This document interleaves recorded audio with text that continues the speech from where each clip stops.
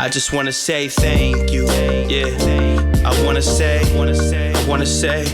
just wanna say thank you. Yeah, I wanna say, I just wanna say thank you. Perfect shot. Hello everyone, I'm Woodrow Kufa Willis, and this is Tiberius Jones. And as you know, we are coming to you live from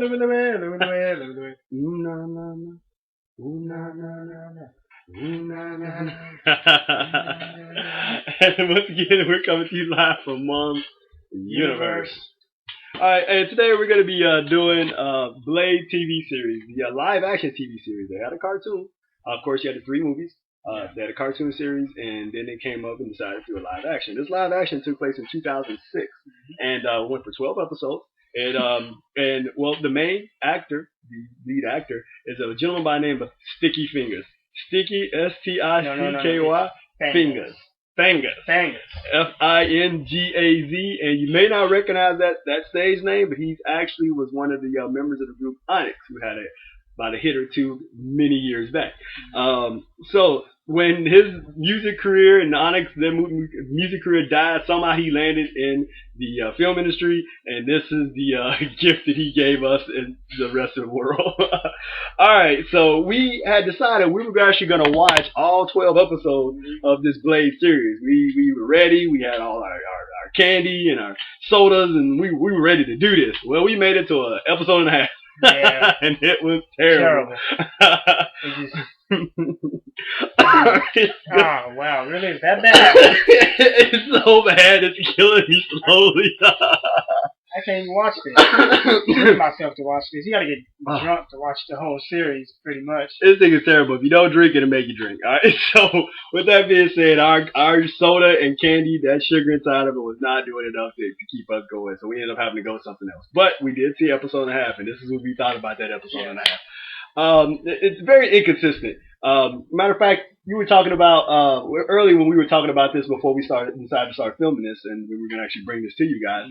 You were talking about the vampires and the deaths. Okay, yeah. Like at the beginning, yeah, it's so consistent. At the beginning, he kills one of the vampires. He like slices his throat with the sword, and the vampire starts spilling out blood out of his neck, and he falls over and dies. But then later on, he starts killing vampires. They do the traditional Blade stuff where they blow up in flames and ash and soot and all that. It's like, really? Like, y'all just that inconsistent. Huh? We don't know what. I guess the budget was like ebb and flow, so I guess they didn't have the money to do it in the beginning or the time, and then later on they decided to do that. It was very strange. The very first episode, and we're not going to talk, we don't want to give spoilers away, so you may want to watch it just to enjoy the Blade series. Maybe you're into that, or the director or whatever. But they spent a lot of money on pretty much some of the visual effects as far as like his weapons. Okay, so they actually did spend some money on that. He had a very nice motorcycle, so some money went to that. Some of the locations you can tell was some money spent on, but it was terrible other than that. Other than that, the locations were horrible. So you could tell they spent money and didn't spend money. That's that ebb and flow you were talking about. But then the actors and actresses. Sticky Fingaz cannot act. Yeah, he is terrible. I'm glad you brought him up, because the director of this, I don't know who he is. We watched the behind the scenes, and the behind the scenes was so much better than the actual show. What we saw. But it's funny because the director was like, he was born to play this role. I knew he was the one to play Blade. I'm like, how?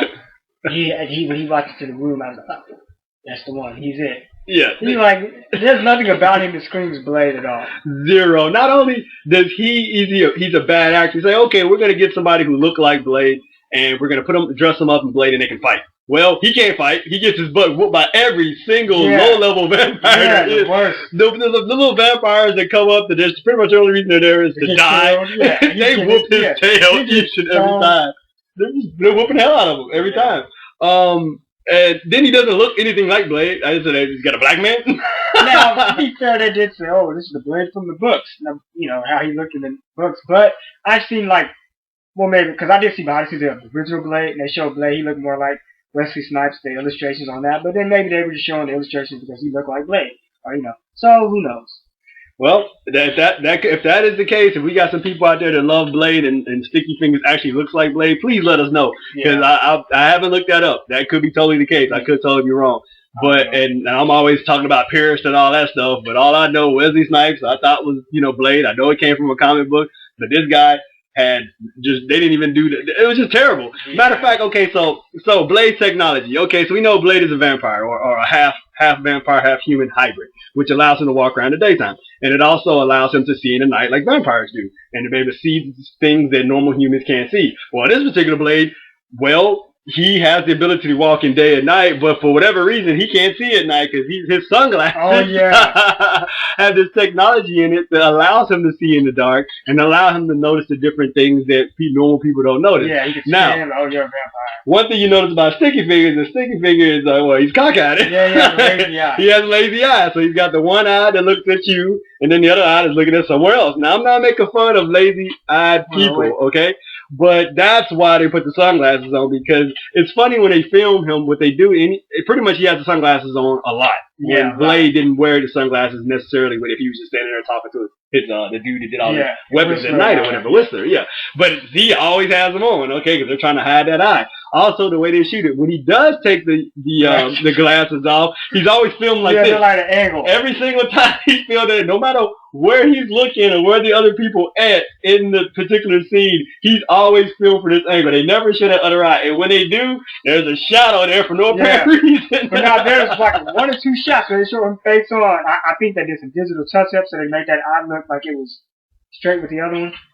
And then his other scene, not so much. That's that inconsistency again. So I don't know honestly what they really saw in him, because he's not a good actor in this. He definitely doesn't know martial arts. Yeah, his martial arts moves look very stiff and pitiful. His swordplay. There's really nothing redeeming about him in this. Not even. Tell me what I want to know. Oh, yeah. Oh, my God, his voice. Yeah, Blade. You're right. He always talks like that. It's so bad. And they give him one-liners that are horrible. And so the writers did not help him out very much at all. Speaking of, I'm glad you could drop the writer. Well, I believe David S. Goyer wrote this. He wrote, I think, all the other Blade movies. He also co-wrote, Batman Begins, The Dark Knight, and Dark Knight Rises. So... And he did direct Blade 3, which is not a good movie. Blade Trinity.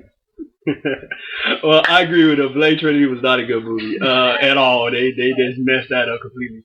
And the funny part about it, I can't remember exactly when Wesley Snipes got out of jail. But, I mean, for some of you don't know, Wesley Snipes was in prison for a little bit. They're talking about Free Boosie, Free Wesley. Yeah, Free Wesley, exactly. Free Wesley Snipes, because they could have waited on him to get out, and Wesley Snipes probably would have been needed some cash. It was a very good series for him. When they sent him the script in prison, he was like, I don't know. Yeah, and that's what I'm hoping and thinking. If they just didn't give him the option to do it, that's terrible, because he definitely would have been a great Blade, as we all know. And if he did turn it down, then he obviously saw that his just acting ability and him being the Blade that we all know is not going to help the TV series out at all. So yeah, it got 12 episodes, and the behind the scenes is funny because you can the guy's explaining he has all his passion behind it, and he's talking about like the effort they made into this to make it so cool with the martial arts and everything. Yeah.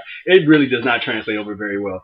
And I have read some stuff that said as the season went along, the episodes or whatever, it started getting a little bit better towards the end. Yeah. And that could be the case. But like I said, I mean, if it's something and you want to catch people's attention right off the bat, you can't come out with that very first episode. That thing was horrible. Yeah. And that second episode was horrible enough that we stopped it in the middle of it. So it's on Netflix. Yeah. Well, it's not anymore. It's off of Netflix? I think it's off. Well, it was on Netflix. We saw it on Netflix when we saw it. So check out Netflix, YouTube, online. You know, if you got a couple of dollars and you really like wasting your money. Well, they do have I guess it's a combo pack. I don't know how much it is. It has all the 3 Blade movies plus this TV show in there. Not the cartoon, but this one we're doing. But, yeah. Alrighty. Well, but speaking of, you brought the director. It was funny because he was like, I knew he was born to play this role. He's like, yeah, he's the perfect person for this. He's talking about Sticky Fingaz. He is Blade. It's like, really? Yeah. No. He came to interview. I was like, yeah, she has Blade written all over him. He didn't say that. And Sticky Fingaz is so proud of this. Yeah, I am Blade. Yeah. I am the only Blade. Sorry, Wesley, but I'm Blade. Yeah, he actually says that. He pretty much kind of disses Wesley to a certain extent, saying that I am the man. It's okay to be cocky and confident, but you got to back it up. Yeah. And he did not back this up whatsoever. In fact, you got a crappy TV show. Very crappy. All right, so we just wanted to touch bases on that and let you know what we thought. Anyway, that's Blade TV series. And, Give our ratings. Oh, ratings! Oh my goodness, the ratings! I'll tell you what the ratings are. I think, is this the answer for both of us?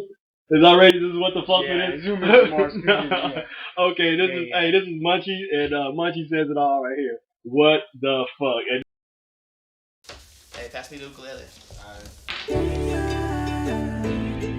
Hey.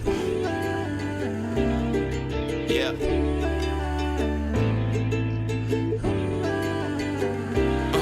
I was that good boy that was hanging with the bad kids, the skinny boy that was hanging with the fat kids, a daydreamer always stuck up in my own world, that little homie that was flirting with the homegirl, spent my afternoons up in after school detention, disturbing the class for trying to give a girl attention, but she ain't even heard me, even though my fat farms matched my throwback jersey. I was Mr. Popular, plus I was the class clown, walking through the hallways, dancing with my pants down. And most people said I never had a chance at all, scheming on my dreams of making millions playing basketball.